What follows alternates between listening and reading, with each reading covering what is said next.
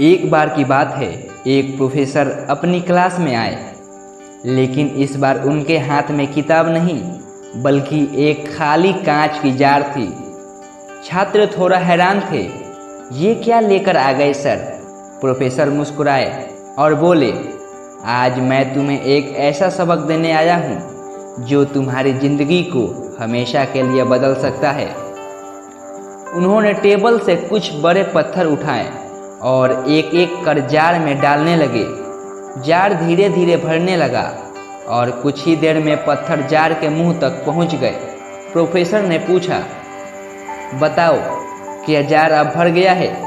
छात्र ने एक दूसरे की तरफ देखा और बोले, हाँ सर, बिल्कुल भर गया है। प्रोफेसर हल्के से मुस्कुराए, जैसे उन्हें जवाब पहले से ही पता हो। फिर उन्होंने एक कटोरी में रखे छोटे छोटे कंकड़ उठाए और जार में डालने लगे। कंकड़ धीरे धीरे पत्थरों के बीच खाली जगहों में समा गए। थोड़ी देर हिलाने पर कंकड़ पूरे जार में फैल गए। प्रोफेसर ने पूछा, अब बताओ, क्या जार भर गया है? छात्र बोले, अब तो सच में भर गया है सर, लेकिन कहानी अभी बाकी थी। अब प्रोफेसर ने एक थैले से रेत निकाली और जार में डालना शुरू किया। रेत पत्थरों और कंकड़ों के बीच की सबसे छोटी जगहों में समा गई। अब जार सच में भर गया था, ऊपर तक पूरी तरह। और अब छात्र बोले, अब तो कोई शक नहीं सर, ये पूरी तरह भर गया है। प्रोफेसर बोले, ये जार दरअसल तुम्हारी जिंदगी है। बड़े पत्थर हैं तुम्हारा परिवार, तुम्हारा स्वास्थ्य, तुम्हारे सपने और रिश्ते। ये वो चीज़ें हैं जो अगर ना हो तो जीवन अधूरा रह जाएगा।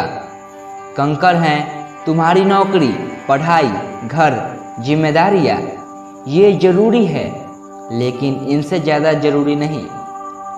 और रेत वो सब कुछ है जो तुम्हारा समय खाता है।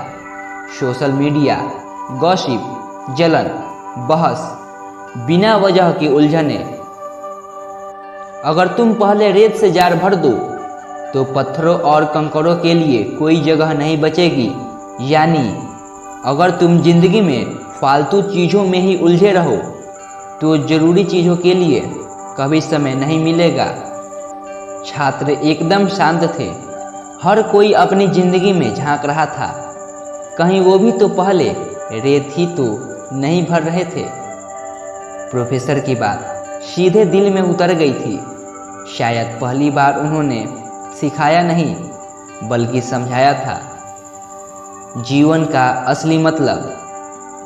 मोरल, जिंदगी छोटी है, पहले ज़रूरी चीज़ों को जगह दो, बाकी चीज़ें अपने आप जगह ढूंढ लेंगे।